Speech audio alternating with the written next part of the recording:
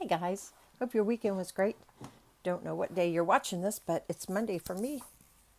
All right, chapter 12, in which Phileas Fogg and his companions venture across the Indian forest and what ensued. In order to shorten the journey, the guide passed to the left of the line where the railway was still in process of being built. This line, owing to the capricious turnings of the Vindhya Mountains, did not pursue a straight course. The Parsee, who was quite familiar with the roads and paths in the district, declared that they would gain 20 miles by striking directly through the forest. Phileas Fogg and Sir Francis Cromarty, plunged to the neck in the peculiar howdahs provided for them, were horribly jostled by the swift trotting of the elephant, spurred on as he was by the skilful Parsee. But they endured the discomfort with true British phlegm, taking little and scarce talking little, and scarcely able to catch a glimpse of each other. As for Passepartout, who was mounted on the beast's back, and received the direct force of each concussion as he trod along, he was very careful, in accordance with his master's advice, to keep his tongue from between his teeth, as it would otherwise have been bitten off.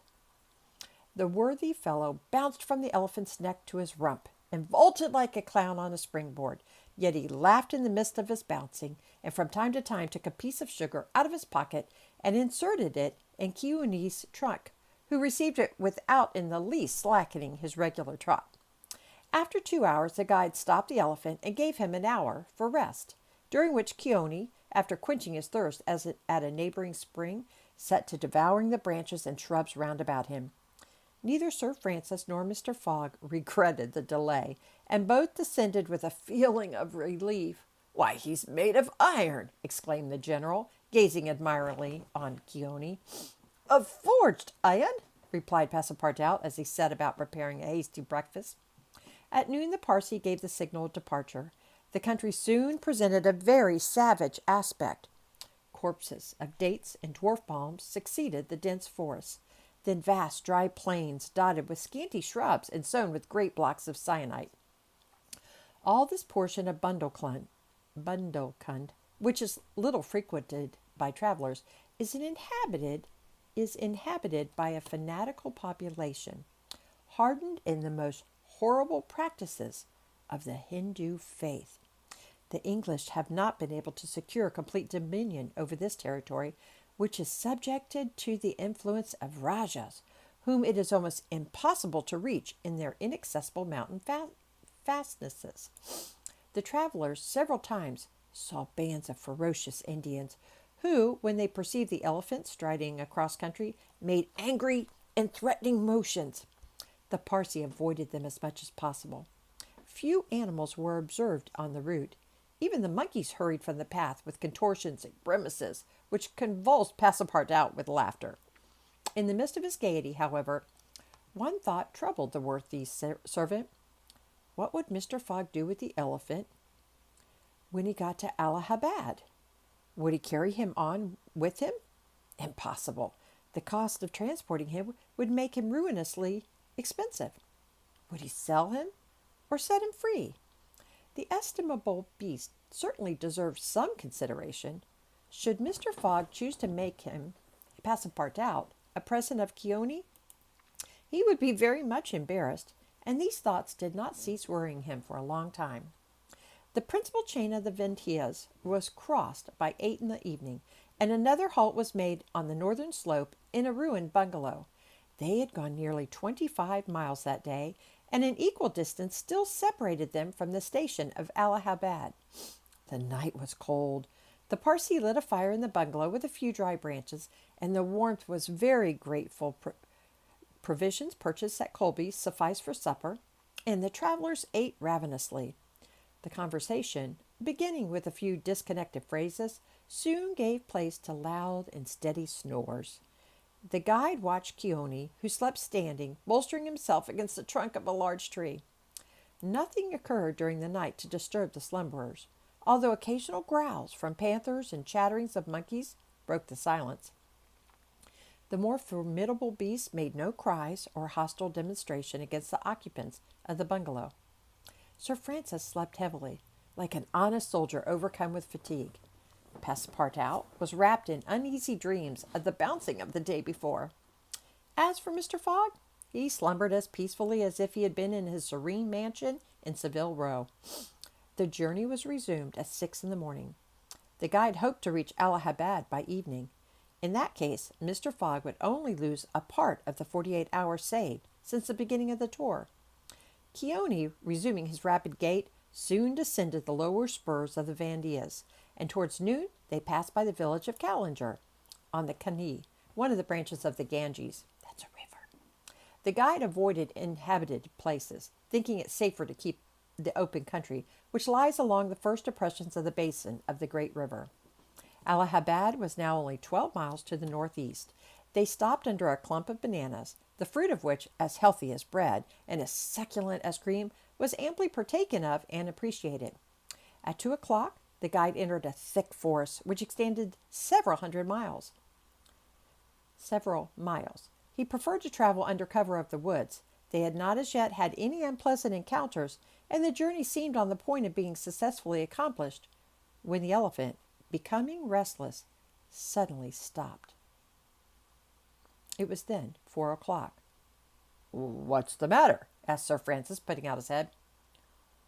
"I don't know, officer," replied the Parsee, listening attentively to a confused murmur which came through the thick branches.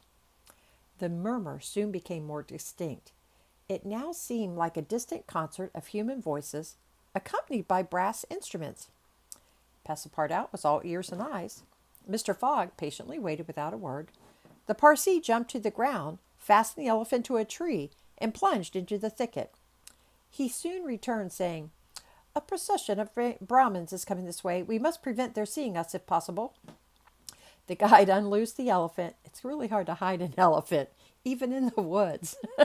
The guide unloosed the elephant and led him into a thicket, at the same time asking the travelers not to stir. He held himself ready to bestride the animal at a moment's notice, should flight become necessary. But he evidently thought that the provision of the faithful would pass without perceiving them amid the thick foliage, in which they were wholly concealed. The discordant tones of the voices and instruments drew nearer, and now droning songs mingled with the sound of the tambourines and cymbals. The head of the procession soon appeared beneath the trees, 100 paces away, and the strange figures who performed the religious ceremony were easily distinguished through the branches. First came the priests, with mitres on their heads, and clothed in long lace robes. They were surrounded by men, women, and children, who sang a kind of lugubrious psalm, interrupted at regular intervals by the tambourines and cymbals, while behind them was drawn a car with large wheels, the spokes of which represented serpents entwined with each other.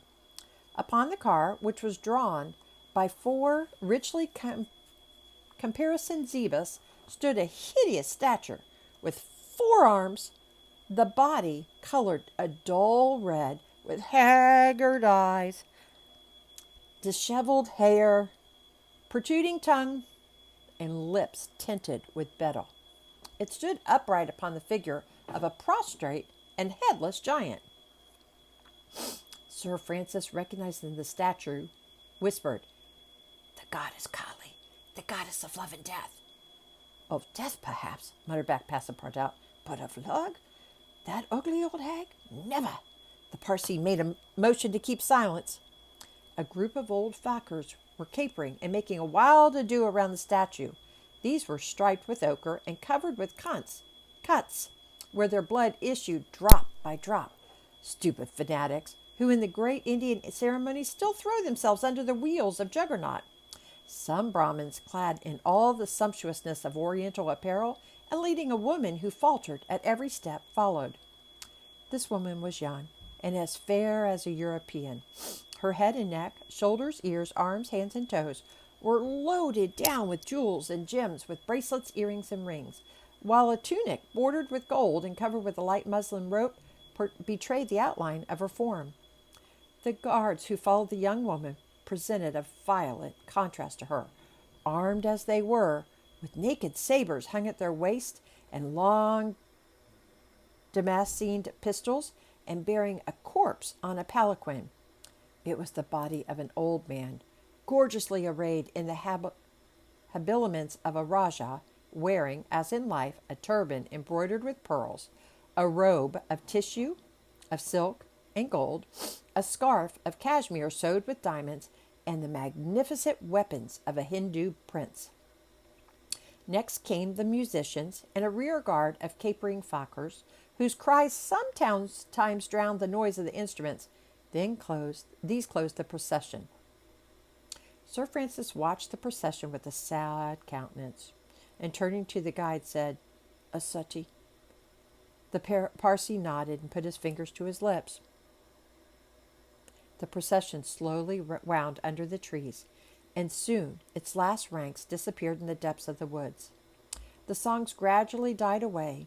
Occasionally cries were heard in the distance, until at last all was silence again. Phileas Fogg had heard what Sir Francis said, and as soon as the procession had disappeared, asked, "What is a suttee?" "A suttee," returned the general, "is a human sacrifice, but a voluntary one. The woman you have just seen will be burned tomorrow at the dawn of day." "Oh, the scoundrels!" cried Passepartout, who could not repress his indignation. "And the corpse?" asked Mr. Fogg. "Is that of the prince, her husband," said the guide, "an independent Rajah of Bundelkund." "It is possible," resumed Phileas Fogg, his voice betraying not the least emotion, "that these barbarous customs still exist in India, and that the English have been unable to put a stop to them." "These sacrifices do not occur in the larger portion of India," replied Sir Francis, "but we have no power over these savage territories, and especially here in Bundelkund. The whole district north of the Vindhyas is the theatre of incessant murders and pillage." "The poor wretch!" exclaimed Passepartout. "To be burned alive!" "Yes," returned Sir Francis, "burned alive, and if she were not, you cannot conceive what treatment she would be obliged to submit to from her relatives. They would shave off her hair, feed her on a scanty allowance of rice, treat her with contempt. She would be looked upon as an unclean creature, and would die in some corner like a scurvy dog. The prospect of so frightful an existence drives these poor creatures to the sacrifice, much more than love or religious fanaticism. Sometimes, however, the sacrifice is really voluntary, and it requires the active interference of the government to prevent it. Several years ago, when I was living at Bombay, a young widow asked permission of the governor to be burned along with her husband's body, but as you may imagine, he refused. The woman left the town, took refuge with an independent Rajah, and there carried out her self-devoted purpose." While Sir Francis was speaking, the guide shook his head several times, and now said, "The sacrifice which will take place tomorrow at dawn is not a voluntary one." "How do you know?" "Everybody knows about this affair in Bundelkund." "But the red creature did not seem to be making any resistance," observed Sir Francis. "That was because they had intoxicated her with fumes of hemp and opium." "But where are they taking her?" "To the pagoda of Pelisia, 2 miles from here. She will pass the night there." "And the sacrifice will take place?" "Tomorrow, at the first light of dawn." The guide now led the elephant out of the thicket, and leaped upon his neck. Just at the moment that he was about to urge Keone forward with a peculiar whistle, Mr. Fogg stopped him, and turning to Sir Francis Cromarty, said, "Suppose we save this woman." "Save the woman? Mr. Fogg!" "I have yet 12 hours to spare. I can devote them to that." "Why, you are a man of heart." "Sometimes," replied Phileas Fogg quietly, "when I have the time."